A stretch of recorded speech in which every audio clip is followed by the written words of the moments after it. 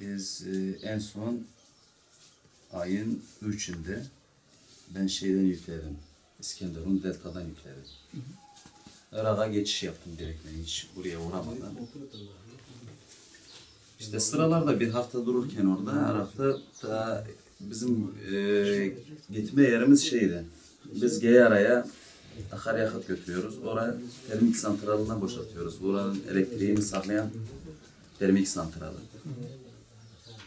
İşte herhalde gittikten bir 4-5 gün sonra orada beklemeden evralarımız bittikten sonra orada yakalandık yani. Geyara'nın termik santralında yakalandık. Evet, Geyara'nın termik santralında yakalandık. Orayı bastı arama. Evet hocam, biz gittik oraya boşaltmaya. Biz akşam üzeri götürdüler bizi konvoy halinde. İşte konvoy halinde giderken akşamüstüydü. Termik santralın içine girdik. Ve bugün boşaltma yok dediler, mesai bitmiş. Şaşırdık yani, öyle bir şey daha bugüne kadar olmamıştı yani. Akşam üzeri konvoyun gittiği görülmemiş. O işte bizi akşamüstü gönderdiler ve boşaltma yok. Eğlencesine biz orada yattık. Sabah bir kalktık, kapıda bekleyen güvenlikler yok, hiç kimse yok, sadece memurlar. İşte boşaltma, hemen boşaltmayı yapın ve acilen çıkın dediler. Canınızı kurtarın. Neyin olduğunu hiç aklımıza gelmiyordu yani, neye uğradığımızı şaşırdık. Aradan 5-10 dakika geçti, herkes zaten mazotu boşaltma derdindeydi, çıkışı bekliyorduk. Kapı açıldı ama mazotumuz daha boşaltmadı, arabalar boşaltıyordu. Bir baktık bize işte diyorlar her şey bitti, durun artık. Ne mazot peşine düşün, ne mazot boşaltın ne bir şey yapın. Her şey bitti. Ne oldu diye bir arkamıza baktık.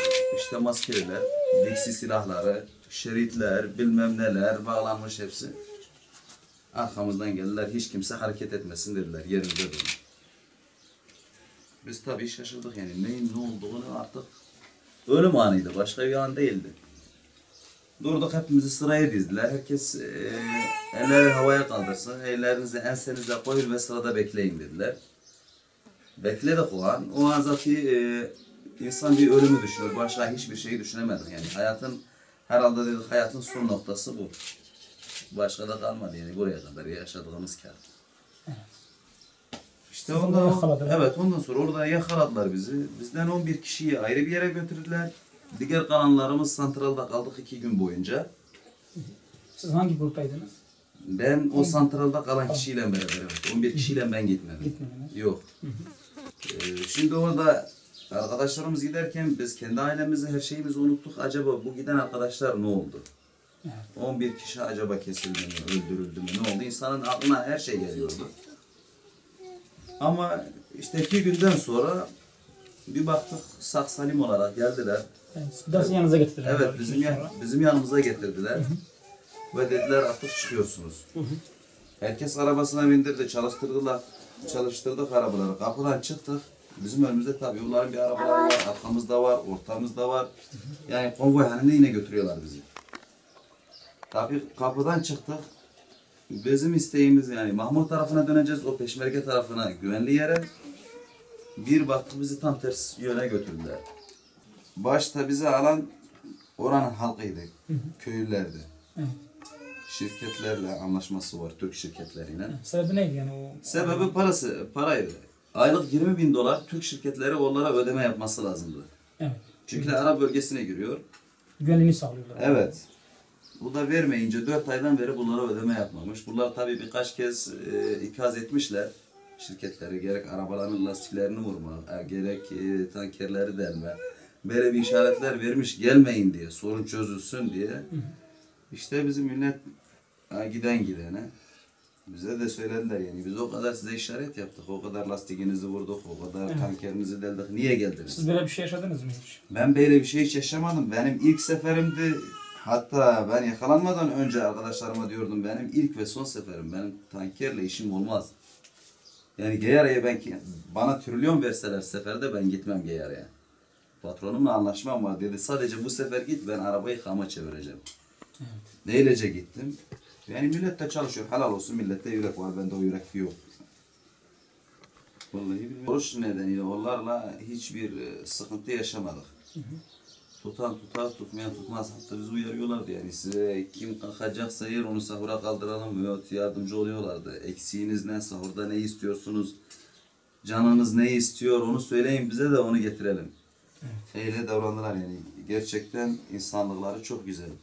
Sadece ilk yakalandığımız an o duyguyu yaşadık. Ondan sonra da yani emin olduk. Sanki kendi evimizdeymişiz gibi emin olduk. Çünkü adamlar bizimle her ilgilenen bir insan vardı. Araba geliyordu dolusu erzak, dilemediğiniz her şey. Aklına ne gelirse. Hatta adamlar bize diyorlardı yani ilk yakalandığımızda kendi yemeğinizi kendiniz mi pişireceksiniz yoksa biz pişirip de size mi getirelim? Öyle bir şeyi de sordular. Bize de yok biz kendimiz pişiririz. Siz erzağı getirin biz pişiririz. Erzağımızın her çeşidi gelmişti bize. Meyvesinden tut sebzesine kadar, suyuna, kolasına, buzuna kadar geliyordu. Her şeyimiz bu. Eksik etmediler yani. Evet. Serbest kalacağımızı son güne kadar hiç bilgi almadık. Son güne kadar adamlar diyorlardı inşallah yarın. Evet. Her zaman inşallah yarın. Sorduğumuzda inşallah yarın. Biz de inşallah diyorduk ama bir türlü yarınların sonu gelmedi. 23 gün yarınların sonu 23 gün sürdü. 23 günden sonra bizi ayrı bir yere götürdüler. Akşam üzeriydi. Tam iftar saatinde. Bizi başka bir yere getirdiler. Niye bilmem ne. Kimisi diyor arabam, kimisi bilmem ne diyor. Dediler ya arabanız mı başka bir şey mi? Yani bize bir emir geldi. Sizi buradan kesinlikle almamız lazım. İftar saatine de bir 10 dakika falan var. Yapacak bir şey yok. Götüreceklerse götürürler. Yani biz sonuçta orada esiriz. Tamam belki bir zorluğu görmedik, bir işkence falan gibisi görmedik ama yani esirsin sonuçta bir hak elde edemezsin, bir talep edemezsin. Evet. Attılar bizi, atladık pick-up'lara falan götürdüler bizi bir 1,5 kilometre falan ileride onların bir karargahı gibi bir şey var. Yemek yedik onlarla beraber. Çayımızı içtik, sohbetimizi ettik. Yani adamlar bayağı ilgilendi. İşte demek ki üstlere haber girmiş, bunların üstlerine haber gitmiş. İşte biz kıymasız yerdeymişiz, sıcağın altındaymışız. Bir de Müslüman olduğumuzu söylemişler. İşte bir gün üstlere böyle gidince üstler bunlara baskı yapmış. Bu adamları bizim gruba getiriyorsunuz ve klimalı yerde yatırıyorsunuz. Ve bunlar bugüne kadar unutuldu. Unutulmazsaydı bu şimdiye kadar kalmazdı. Tabii gittik o gün. Aynı dedim size. Akşam yemeğini yedik orada beraber. Bir de yattık klimalı yerde. Sabahtan bir büyükleri geldi. Bizimle konuşma yaptı. Aynı kameraları kurdu. Ve dedi size 2 tane kurban almışım. Kurbanlarınız dışarıda. Dilerseniz kalırsanız bugün akşam yemeğine beraber bu kurbanlarımızı yeriz. Kardeş gibi. Yok derseniz ailemizi çok özledik. Sizi hemen de salabilirim. Öyle bir emir aldım. Bizde de kurbanlar size afiyet şeker olsun. Bizi bir an önce ailemize, çoluğumuza kavuştursanız bize en büyük kurbanı vermiş olursunuz. Adamlar hemen bizi attılar arabalara ve getirdiler. Arap bölgesini geçirdiler. Bizi herhangi bir kimseye teslim etmediler. Ne Türkiye'ye teslim ettiler ne de peşmergeye. İndirdiler bizi bir yolun üstünde ve dediler önünüzde peşmerge seteraları var. Devam edin, emniyetlisiniz. Artık buradan sonra hiçbir şey yok size. Sizi Türk konsolosluğuna ve diğerine teslim etmememizin sebebi gidip övünecekler işte biz kurtardık, biz ettik, biz getirdik diye. Peşmergeye teslim etsek aynısını diyecek, Türklere de teslim etsek aynı şeyi diyecek. Biz kendimiz, kendi rızamızla sizi bırakıyoruz ve anladık ki şirketler peşinizde koşmuyor. Biz de insanlığımızı kullanarak vicdanımız tahammül etmiyor bu Ramazan ayında sizi ağlatmaya, çocuk çoluğunuzu ağlatmaya. Sizi serbest bırakıyoruz kendi rızamızla. Çocuk çoluğunuza kavuşun. Biz arabaları burada bırakıyoruz. Şirketlerle hesabımız burada. Artık arabaların güçleri yeterse gelip arabalarını bir şekilde kurtarsınlar buradan. Şirket sizin için kurtarmak için bir girişimde bulunmadı mı Türk şirketi? Bir girişimde bulundu veyahut bulunmadı. Onun bilgisini biz alamıyoruz. Çünkü de bunların bize dediği şirketler yanaşmıyor diyor. Şirketleri arıyoruz. Şirketler bize diyorlar ki para sorunu değil. İstemedikleri kadar para veririz. 5 milyon mu istiyorlar? Biz onlara 50 milyon verelim. Yeter ki sizi bıraksınlar. Ama diyorlar bu örgüt bize yanaşmıyor. Şirketler diyorlar işte karşımıza 6-7 kişi diyor. Her gelen diyor ben bu Türk şoförlerini ben kaçırdım. Evet. 6-7 kişi geliyor. Diyor biz kimin sizi kaçırdığını bilemiyoruz ki. Hangisine vereceğiz?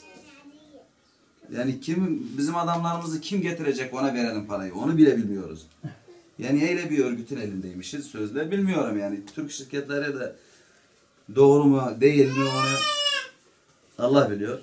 Onu bilmiyoruz yani. Bunların bizi kaçıranların söylediği şey işte şirketlerimiz yanaşmıyor şeye. Evet. Anlaşmaya yanaşmıyor diye. Böylece bizi serbest bıraktılar. Yani adamlardan Allah razı olsun. Buradan kalacak. Onu artık o devlet sorunu. Onu devlet çözecek. Yani biz anca canımızı bile biz kurtaramadık. Onların merhameti olmazsa yılındayız. Evet. Evet bizim telefonlar onlardaydı. Onlar telefonlarımızı 4-5 günde bir veriyorlardı bize. Alın işte ailenizle görüşün. Aileniz sizin için endişelenmesin diye. İşleri rahatlasın diye. Alın görüşün ailenizle. Veriyorlardı yani 4-5 günde bir telefonlarımızı veriyorlardı bize. Görüşebiliriz. Evet görüşebiliyorduk. Herkese çok çok teşekkür ederim. Kimin emeği geçtiyse gerek Başbakanımız, gerek Dışişleri Bakanı, bütün emeği geçen arkadaşlardan Allah razı olsun. Teşekkür ediyorum. Başka bir şey demiyorum.